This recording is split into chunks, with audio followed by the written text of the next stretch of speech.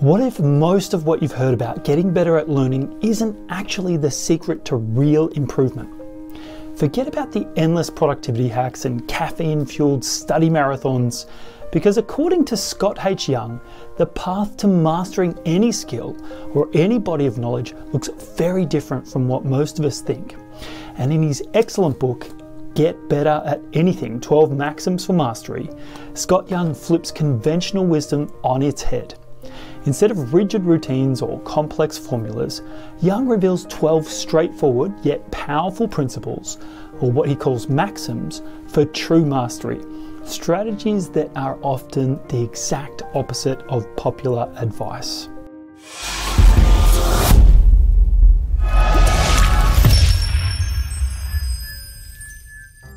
Hello everyone, and welcome back to the Powerful Learning channel, where we explore the science of learning and evidence-based teaching.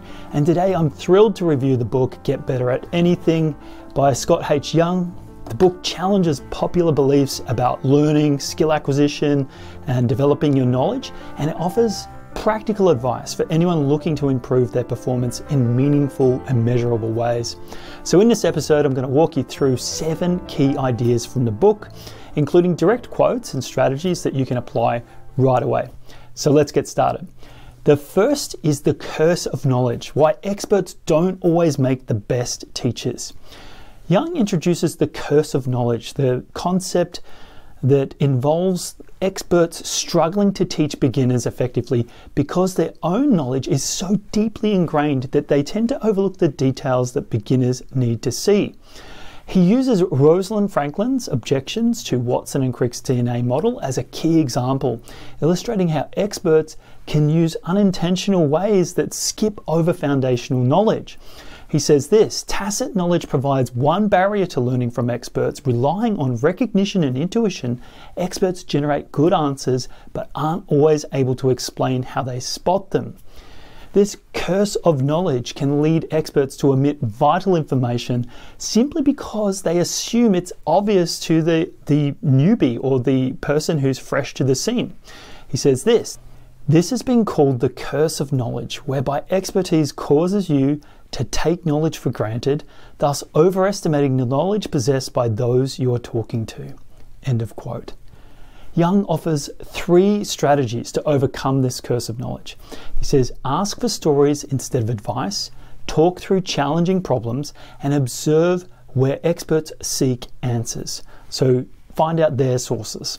So these approaches can help us as learners to access the often hidden knowledge that is deeply embedded or implicit in the expert's mind. The second idea is the practice loop: see, do, and feedback. And this idea is absolutely central to the overall structure of Young's book, where he organizes the book into the same 3 sections of what he refers to as the see, do, feedback practice loop. See, do, feedback practice loop. And he does a lovely job of introducing the readers to this model in the introduction of the book with a story about Tetris, as in the video game from the 1980s. So let's just quickly go over these 3 steps in relation to that example.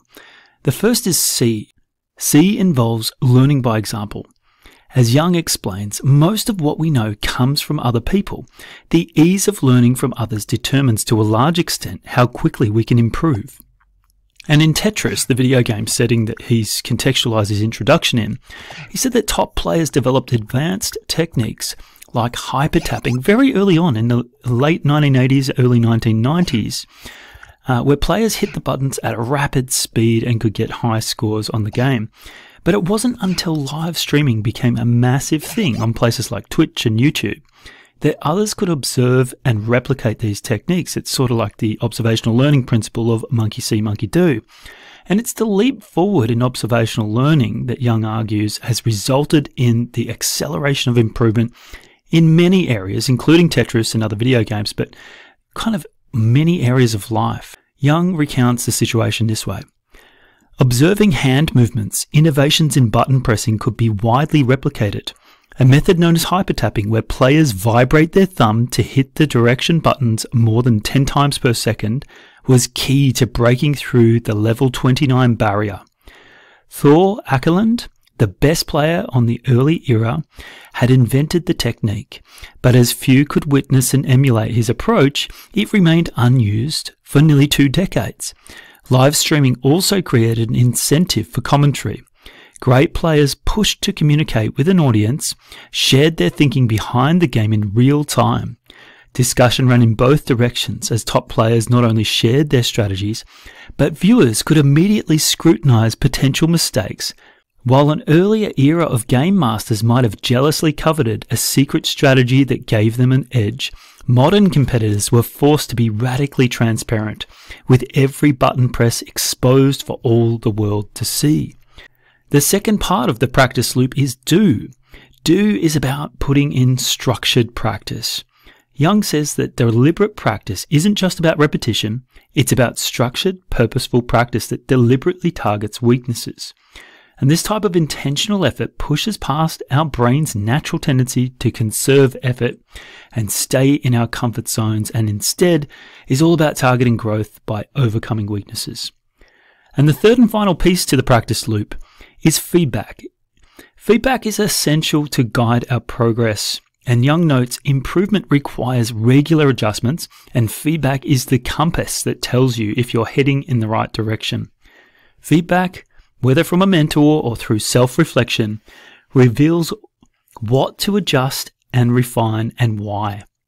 Young calls the cycle the practice loop because it entails a continuous process of seeing, doing, and correcting through feedback, which over time, he believes, leads to mastery. And this cycle balances seeing examples with taking action and creating a structure of learning that prevents us from relying solely on observation without real engagement or getting deep and dirty into the real world. He says this: desirable difficulties suggest a tension between seeing and doing in our practice.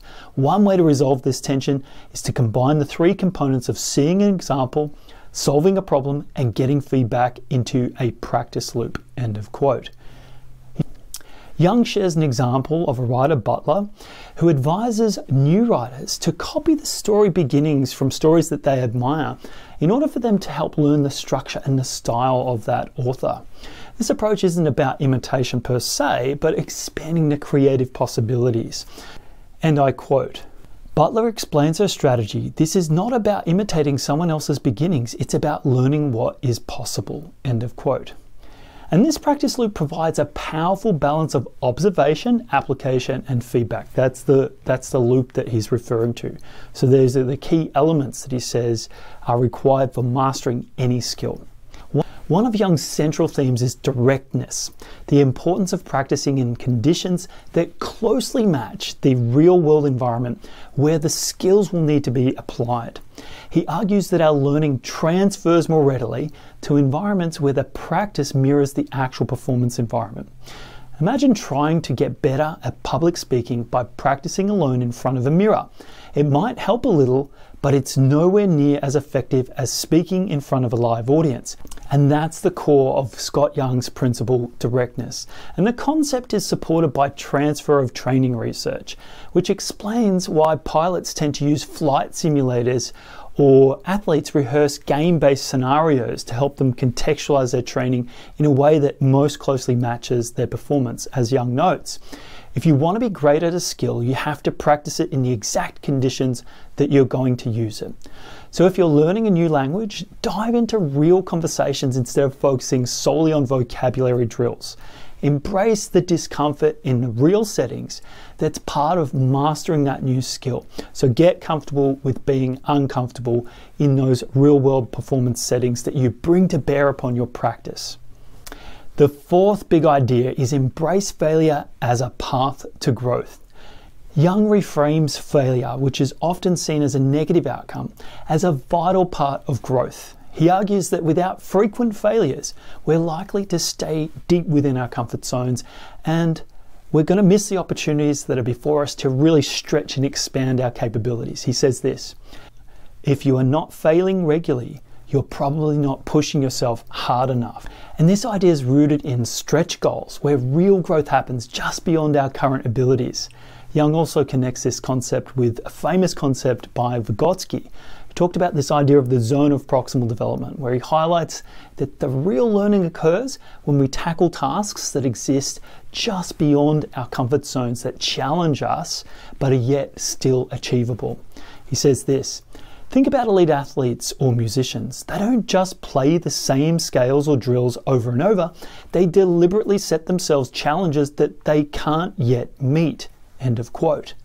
By viewing failure as an indicator of progress, we can transform setbacks into valuable learning experiences. Now, the point that's really, I think, important to emphasize here is that we don't get stuck in failure, but we use it as a stepping stone to success. So that's where the feedback's really important. If we simply fail over and over again, we're not going to learn from that, other than that we'll learn that we feel like a failure and that we're not capable. So it's important to fail upwards towards success and eventually gain mastery over the skill. The fifth big idea is that quantity leads to quality. So he talks about the power of volume. Now, Young makes a fairly strong case for quantity as a pathway to quality. He argues that a large volume of practice allows patterns of quality to emerge, leading to greater skill over time, greater knowledge over time. And this aligns with some of the research on creativity by Dean Simonton, who found that prolific creators like Picasso and Shakespeare often produced many volumes of works, both average and high quality. Quality emerged through the sheer volume of their output. And Young says this: focus on volume. Repetition builds refinement and leads to those eureka moments. End of quote. So Young is suggesting that producing outputs consistently without getting obsessed over perfection in each of those attempts tends to lead to deeper insights and breakthrough moments. He says this: by embracing volume, you stop obsessing over every small flaw and instead focus on building your skill reservoir. Over time, your quality will catch up with your quantity. End of quote. And for learners, this means focusing on consistent outputs, whether writing, coding, or learning an instrument. Quality can emerge through quantity. Now, the sixth big idea that Young advocates for is replacing the mind-muscle metaphor, viewing the mind as a tool set. Young critiques the popular mind-muscle metaphor, which suggests that strengthening any cognitive task is going to improve overall mental fitness. Instead, he argues that it's more accurate to view the mind as a tool set, with each skill needing specific and targeted practice and refinement. The metaphor that the mind is like a muscle is no different. Skills certainly strengthen with practice. Where it misleads is the suggestion that strengthening on one task will lead to general mental fitness in many unrelated tasks. End of quote. And here Young likes to quote the late and great psychologist Edward Thorndike to underscore that learning is often task specific, so each skill requires its own approach. He says this: there will be as much disciplinary value to studies as there ever was, indeed more, for having found out how little there is and how that little is obtained. End of quote. So by understanding our minds as tools, we can focus on learning strategies that are specifically tailored to those skills and that body of knowledge, rather than expecting one skill to improve all others, or a narrow skill to transfer far to distant domains of knowledge. And of course, that's reflected in our brain's architecture. Our brains specialize in specialization. We know this from the experience-dependent synaptic changes that happen particularly through our developmental phases and sensitive periods from birth and even pre-birth right up until our adult years and beyond. Right? Our experience is constantly shaping our brains and is reflected in the architecture of our neural networks in our brains, so we specialize in response to that. The seventh and final big idea is the valleys of mastery, so embracing the frustration of learning. Young argues that mastery is not just a linear upward path. Instead, it's a journey filled with ups and downs, peaks and valleys. And it's those periods where progress often feels stagnant or frustrating where we learn the most. Those valleys are essential for real growth. He says this: true growth happens in the valleys when you feel stuck and frustrated. That's when you're on the cusp of making a breakthrough. And I love that optimistic take, because so often I tend to feel stuck and not realize that my progress is right at the brink of a breakthrough. And Young uses a metaphor of polishing a gem, explaining that it's the friction in these valleys that refines our skills and builds the resilience. He says this: most people quit when they hit these lows, but if you persevere, you'll come out stronger and more skilled. End of quote. The key takeaway here is that mastery requires patience and persistence through those challenging periods. The valleys are where true depth and resilience are developed, and skills and the knowledge and all the good things that you want are on the far side of difficult learning. And while the book Get Better at Anything is filled with valuable insights, there are a few areas where the book, I think, is overly ambitious and it appears as though some of the ideas are a bit scattered. At times, Young covers too many topics, and that's at the expense of depth. And that wide scope can be helpful, but some areas could have benefited from a more focused analysis. Another thing that Young likes to do is just quote meta-analysis or systematic review after systematic review. I think he's assuming that they're the gold standard of research.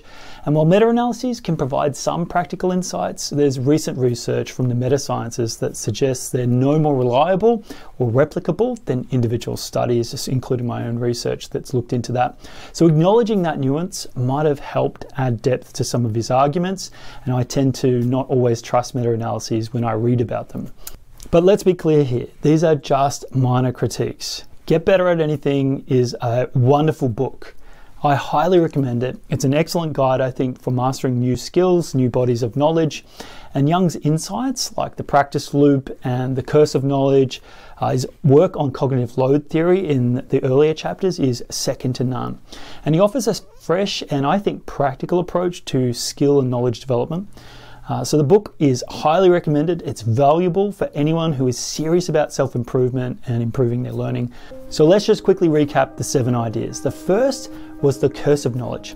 This is where experts often struggle to teach beginners and see it with the beginner's mindset because they often overlook the foundational knowledge that the beginner needs to know. So you've got to overcome this by asking stories, talking through tough problems, and observing the experts and the sources they go to inform their judgment. The second big idea was the practice loop, and that's where mastery tends to rely on a cycle of observing examples, practicing it ourselves, and then receiving feedback. And that loop tends to balance observation and action and create a foundation for continuous improvement. The next point was directness.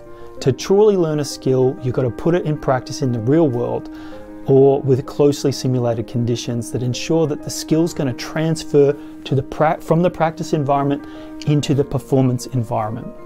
The fourth big idea is to embrace failure. Failure isn't just a setback, but it's a sign of progress.